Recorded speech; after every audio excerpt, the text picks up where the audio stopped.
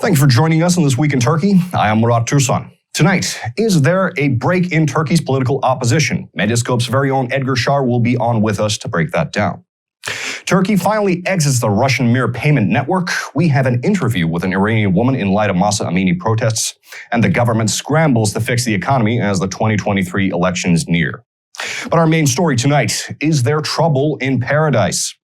Turkey's opposition is seeking to finally dethrone President Erdoğan after 20-year rule over this country. And it looks like they might finally have the window to do it.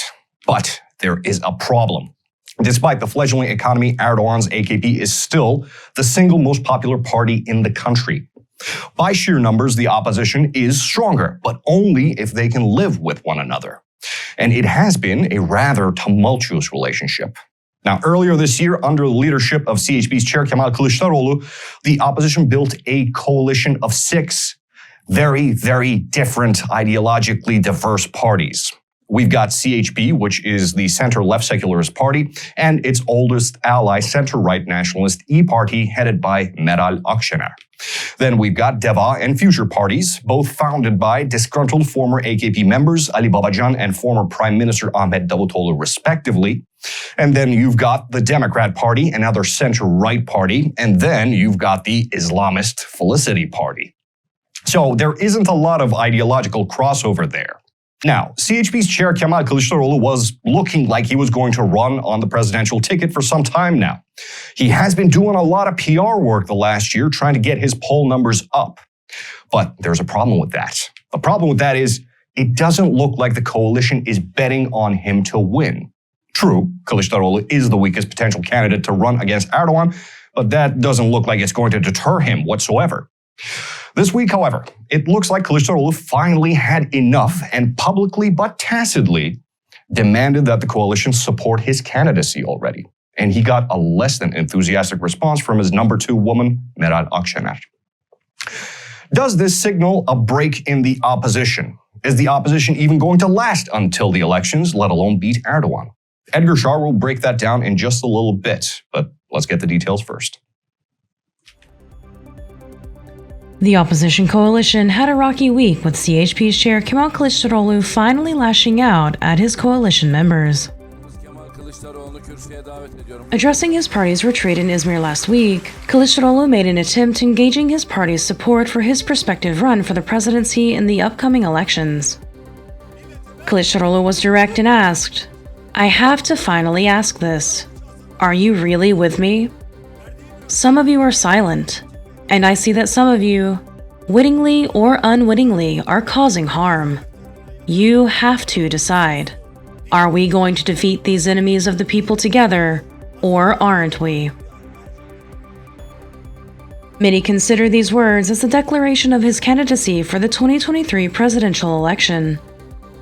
Prominent CHP members like Ekrem İmamoğlu and Mansur Yavaş, the mayors of Istanbul and Ankara respectively, whose names have frequently come up as viable presidential candidates, all came out with tweets in support of Kılıçdaroğlu's potential candidacy. EA party chair, coalition partner, and apparent second-in-command in the coalition, Meral Akşener, replied to Kılıçdaroğlu's comments on a TV interview.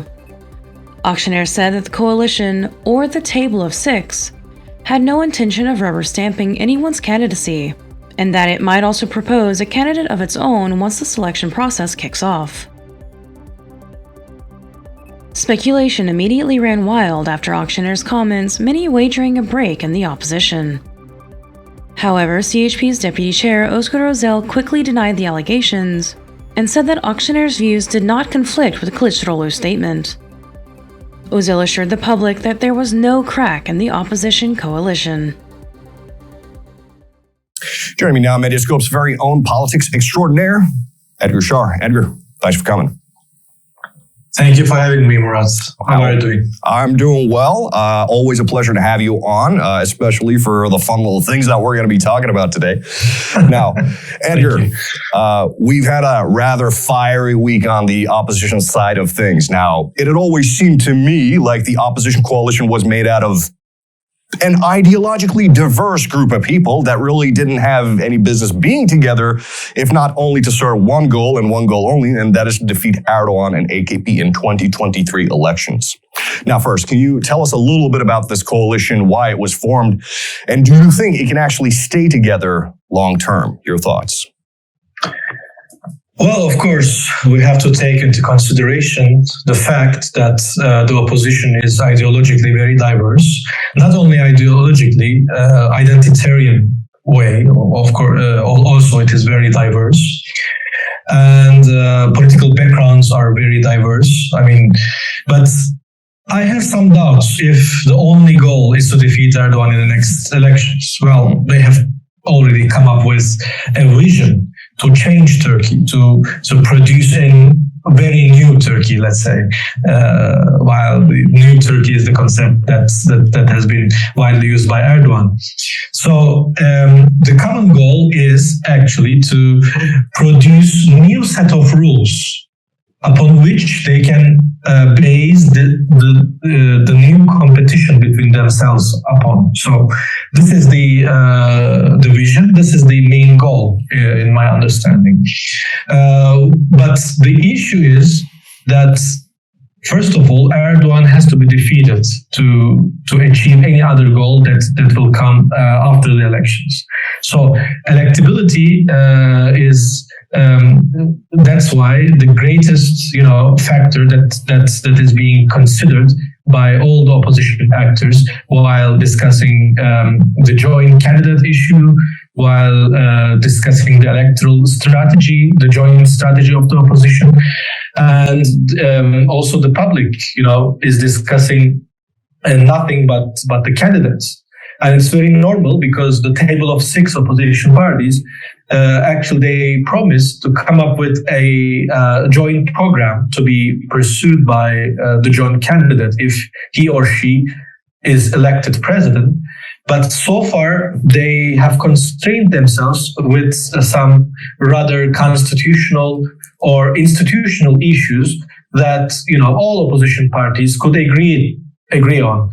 So now we are here without any concrete program to be pursued by the joint candidates, or without any candidates. So this is actually the reason why we have all these arguments, all these debates, all these rifts, let's say, within the opposition camp that that creates a real mess within the opposition camp. And while we're on the subject of rifts, let's talk about the news of the week. So, main opposition chair Kemal Kılıçdaroğlu finally came out and said something to the effect of, "Are you with me or against me?" And second in command of the opposition coalition, Meral Akşener, really did not come up with an endorsement. As a matter of fact, she was she was more like, cool your jets, Benny. So she said that she would not rubber stamp anybody, or the opposition coalition would not rubber stamp anybody's candidacy, and the process was going to go on as it was intended. So really, is this a rift in the opposition coalition? Are we seeing a couple of cracks here, or is this just Meral Akşener being cryptic, Machiavellian, and politically vague on purpose? No. Well, it is a rift, actually. It is a rift because, the two greatest parties of the opposition camp, they seem to have different opinions on the most important issue in their political agenda, which, they are intended to pursue together in a joint manner, in a joint manner. So, this can be called a rift to begin with. Secondly, the issue is, the statement of Kemal Kılıçdaroğlu, where he asked, his fellow party men and women whether they were together with him. As Meral Akşener also underlines, this was mainly pursued by other opposition parties as a message that Kılıçdaroğlu wanted to somehow give to his own party. And when we evaluate the statements, the place, the timing, also how it was made, the statement. I mean, yes, it was to the party, to the CHP itself. Of course, there are some groups within the main opposition party, CHP, that that may endorse different would-be candidates, such as, for example, Ekrem İmamoğlu or Mansur Yavaş. We don't know, but so far we know that almost the entire party group is supporting Kılıçdaroğlu, which is very normal because he is the chair. He decides almost everything in the party. And the Turkish political party law doesn't allow, a much more democratic within party structures. So the leader is actually deciding on everything, on the future of party. So it's very normal that they endorse their leader, Mr. Kılıçdaroğlu. But still, if Kılıçdaroğlu felt the need to make such a statement, I mean, there should be some reason. And of course, there are some, groups, because CHP is very popular with its fractions. This is maybe the only institutionalized political party in Turkish political life. So there are many groups within the party, and as far as democracy within political parties is concerned, CHP is by far the most democratic political party, which is not always an advantage to make a decision, but sometimes it enforces a leader, to make like such tough statements, to get the support of his fellow party comrades. So this was a message that was given by Kılıçdaroğlu to his own party. When we come to what Akşener has said, it was not mainly because of the statement of Kılıçdaroğlu, but rather it was because, Mr. Kılıçdaroğlu has been conducting his own campaign for more than a year now. And he is the only candidate, or would-be candidate who has openly made it public so far that he is ready to get nominated if the other political parties agree. So no other would-be candidate made such a statement, which is also not very surprising because the other two would-be candidates are mayors of opposition party CHP, and without the consent of their leader, it's very normal that they don't make such a statement. But as Akşener also underlined, it was Mr. Kılıçdaroğlu himself who assigned the very task of nominating the candidate, handpicking the candidate to the table of 6 opposition parties. So why do you, make a campaign of yours if we still, did not approve your candidacy? This is the main question, actually, that many EU party executives have been, posing implicitly with their, statements that seem very skeptical of a probable Kılıçdaroğlu candidacy.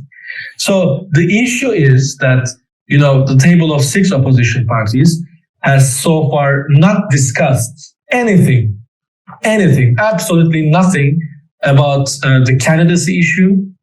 But on the other hand, the leaders that are sitting together in the table are stating, different things.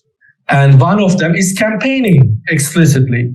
So the problem is when you are the authorized body to handpick the candidates, why aren't you discussing all these in the table rather than in the media? So I think the solution is that they finally, come up with all their arguments and bring them to the table and discuss them. So far the argument of the opposition parties leaders why they don't discuss this issue is that, okay, we have months away from the elections, and it's not normal, actually, if we handpick the candidate, when we still have months to the elections, because anything can change anytime in Turkish politics. Okay, you don't have to announce the candidate. You don't have to declare or make an official declaration about who your candidate is, but you can discuss it. You can discuss it without making anything public. Yeah. So I think this has been the main reason why all these rifts, are happening. And I think the solution is to discuss it not in media against some other leaders, but in the opposition table, for which it is, I think, formed. I see. Yeah, I can't help but think that if we just had primaries in Turkey, none of this would have been an issue. But while we're on the subject... it's another... No, it's another subject. It's another subject that needs further discussion. Oh, definitely. Murat, it's not that easy. Let me be very clear. It's not that easy because it's about how politics is organized in general, in the United States, it's very much differently organized, and in Turkey, it's very much differently organized.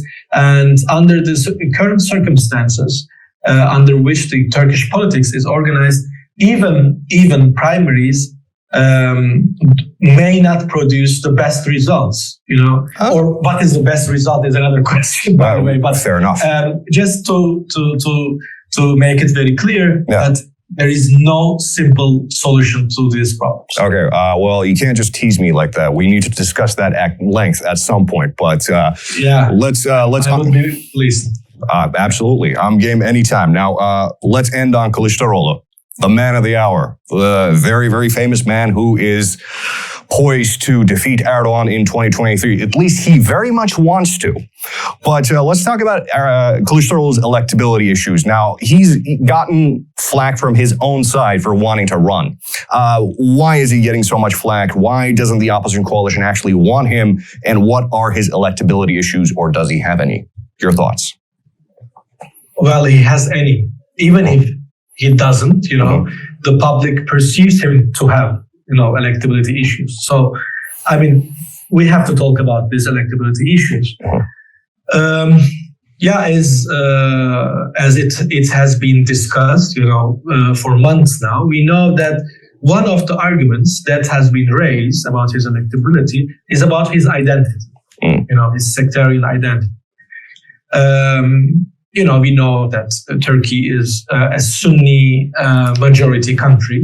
Yeah, and an Alevi can never become, the chief executive of this country's politics, be it presidency, be it the office of prime minister, or whatever. So this was a prejudicial approach to the issue, the one we have been observing in the United States, that a black can never be elected president.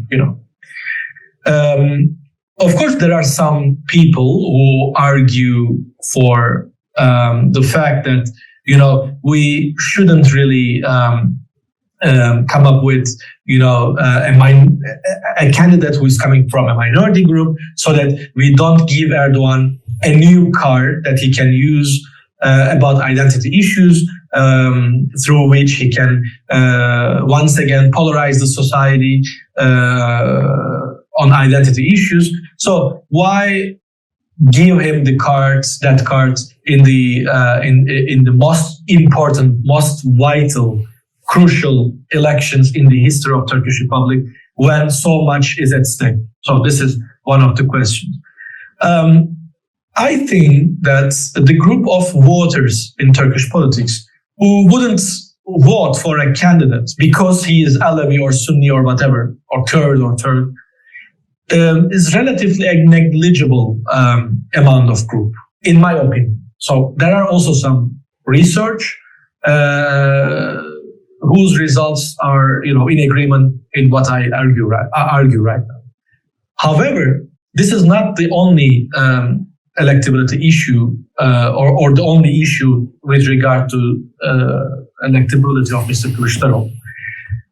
Another issue, which is much more important in the eyes of Turkish voters who are skeptical about his electability, is because he has been the leader of CHP for 12 years now, and in the course of those 12 years, he has been losing constantly and more than 10 elections and popular votes, including the referendums, etc.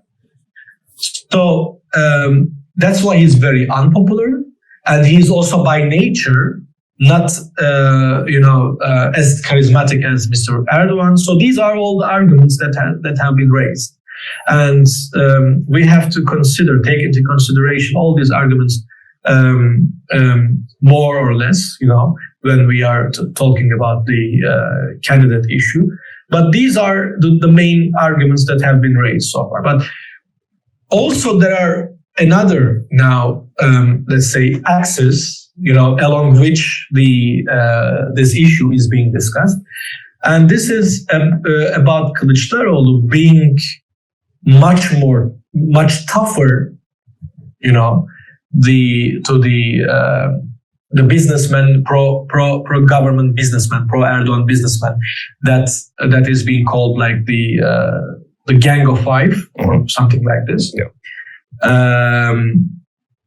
And the other candidates wouldn't be as tough as Kılıçdaroğlu against them. So Kılıçdaroğlu may create a real change in Turkish politics because he is, coming from a very different identitarian background. He is very tough on, these pro-Erdogan business groups, and he's also against neoliberalism. So he may,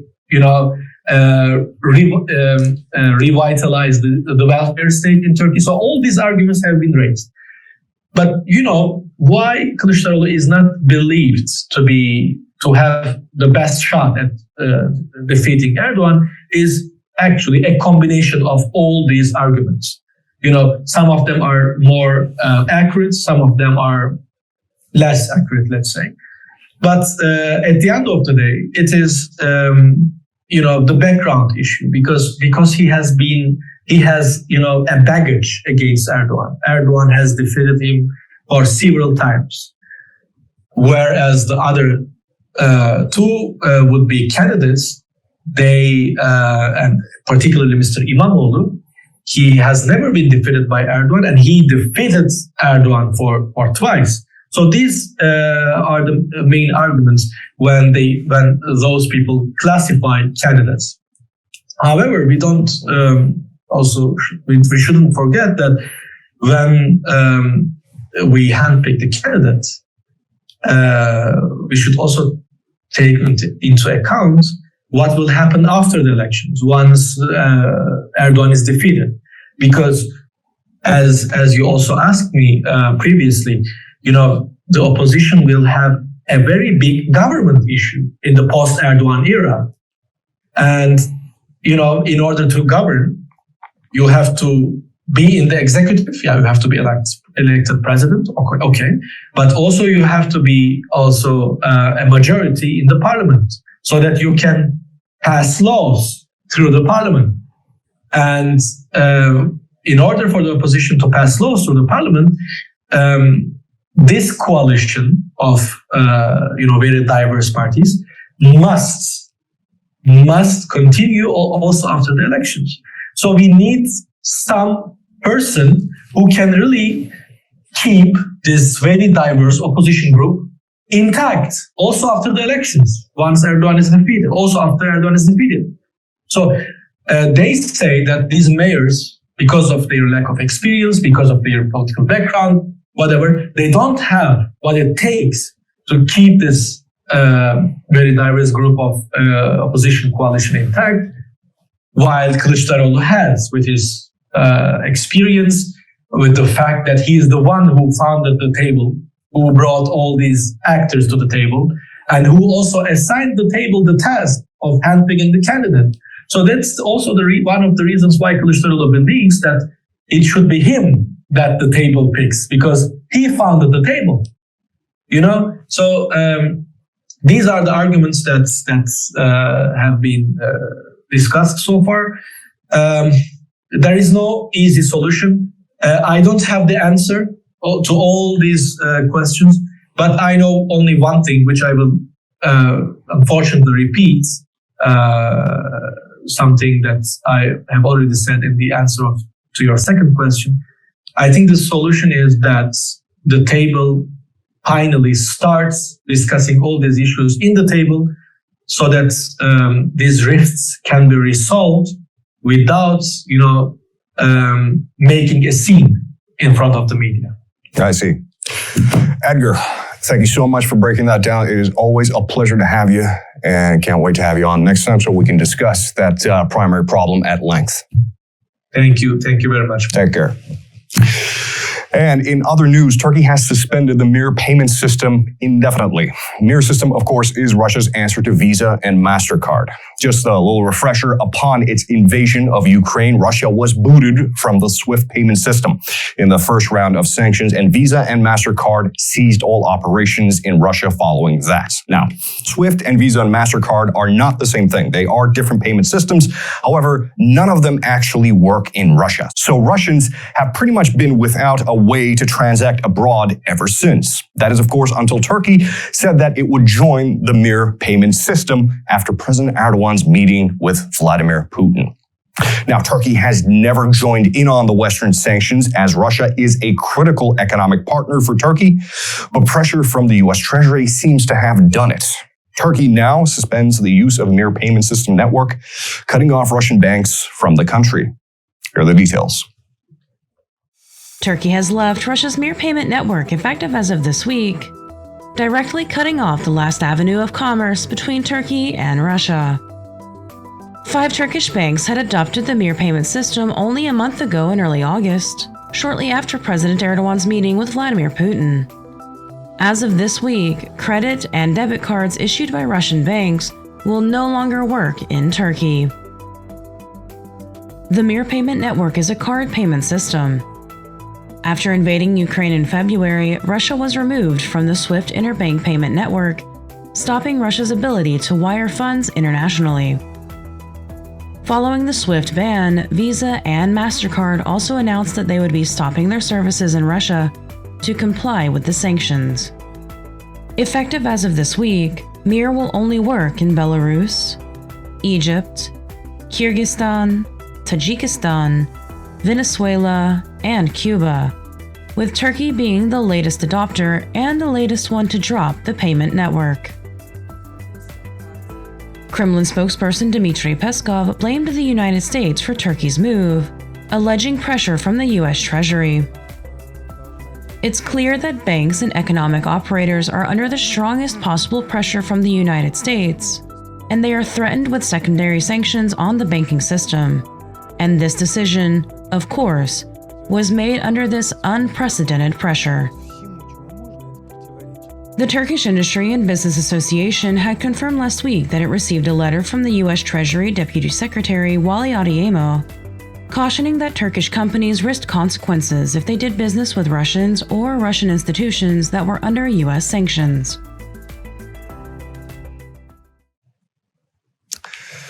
And in international news, Masha Amini protests are still going strong around the world. Masha Amini, age 22, died in police custody in the Islamic Republic of Iran on September 16, 2022. The police had said that she had suffered a heart attack and suddenly fell to the ground, but leaked medical scans of Amini indicated that she had suffered a cerebral hemorrhage and a stroke. Eyewitnesses reported that Amini was beaten and her head hit the side of the police vehicle as she was being taken into custody. After Amini's death, protests, of course, broke out worldwide.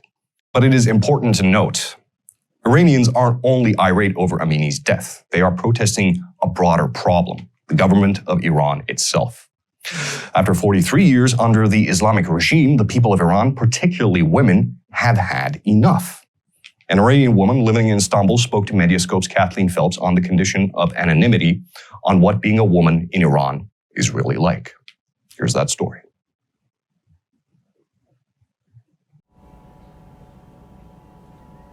To go on tangents, feel free to express yourself completely and fully, however you feel necessary.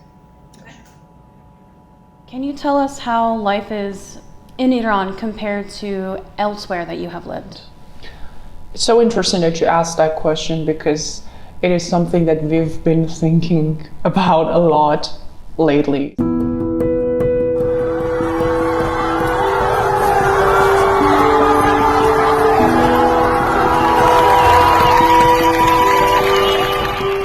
sometimes my cousin, they live in America. Sometimes when we're talking, like she asks me, what's your dream? And I tell her about my dreams. It's like, she once told me, this is not a dream. This is a normal life. For example, my dream is like to buy a house. No, we forgot about that because of the inflation and economic problems. But I had a proper job in Iran, but the only thing I could do was, I was able to change my phone if it was broken after a couple of months of saving. Buying a laptop, maybe 1 year or 2 years saving, and a car, it was impossible almost, and a house, it's even a dream for my father. So let's put that aside. That's from the economic angle. But the thing is, like, as a human being, you have no rights. So we are born in this situation and we're raised with it. And maybe for us, it's not that strange, but at some point when you just get some distance from it and you look at it and you're like, oh my God, this is a nightmare.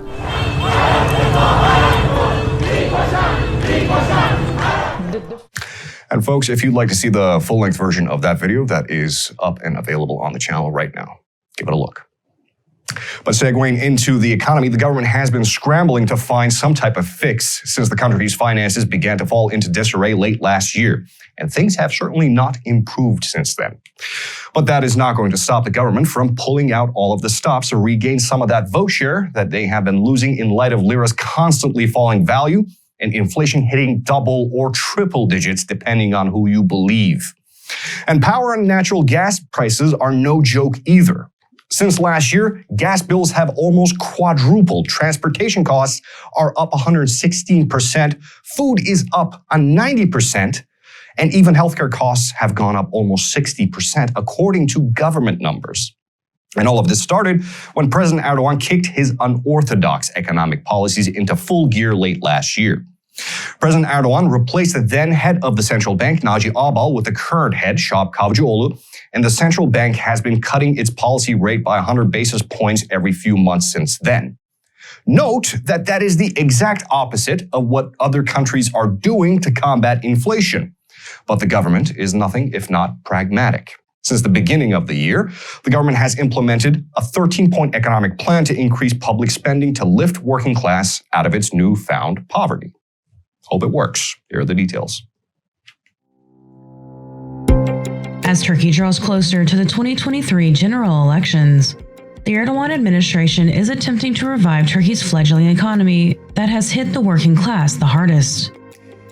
Here is the government's 13-point recovery plan. 1. Public housing projects. Low-income buyers will be able to purchase 2-bedroom apartment units for roughly 2,300 liras a month and 3-bedroom apartments for 3,200 liras a month on a 20-year mortgage. 2. Minimum wage. In January this year, the minimum wage was increased from 2,800 liras to 4,200 liras, but once again in mid-year to 5,500 liras, in light of a double-digit inflation. 3. Family support payments. For those making a maximum of a third of minimum wage per person in the family. So a single-income household of 3 could receive additional financial support from the government. 4. Retirement benefits. The government vows to resolve one of Turkey's long-lasting issues and finally resolve the retirement crisis, where millions have been unable to collect retirement benefits since 1999. 5. Gold sales. Treasury Minister Nureddin Nebati announced earlier this year that those selling gold could sell at jewelers, banks, and exchanges for a fair market price. 6. Government bonds. In July, the Treasury had also announced that the government would issue bonds from state enterprises that would work as stocks and pay out relative to the institution's revenue. 7. Student loan forgiveness. After being pressured by the opposition to wipe out interest payments in July, the government is now going to wipe out 26 billion liras in student loan debt. 8. Public debt erasure. The government is aiming to eliminate tax debts for 5.5 million people. 9. Currency fluctuation projected deposit account. In December, in the light of the lira's historic crash, President Erdoğan announced deposit accounts where the lira would be tiered against the dollar, and the account holder will be paid the difference if the lira loses further value. 10. Food aid for students. The government will provide a 60 lira a day stipend for students. 11. Power bills wiped out for farmers. President Erdoğan announced that farmers who owe on power bills will be absolved of their outstanding debts. 12. Tax deductions for businesses. President Erdoğan announced in April that businesses could deduct gas and power bills up to 1,000 liras a month from their tax bill. 13. Various other aid programs. President Erdoğan announced this week that the budget for aid programs would almost double from 6 billion liras to 11.5 billion. And with that, that's it for us on This Week in Turkey. I have been Murat Türsan. A special thanks to Mehmet Tanverdi for news text and Kathleen Phelps for voiceovers and for doing that interview. And if you haven't already done so, folks, please consider subscribing and giving us a like and hit that bell icon if you feel like it. Support us on Patreon if you're feeling generous. And thank you for joining us.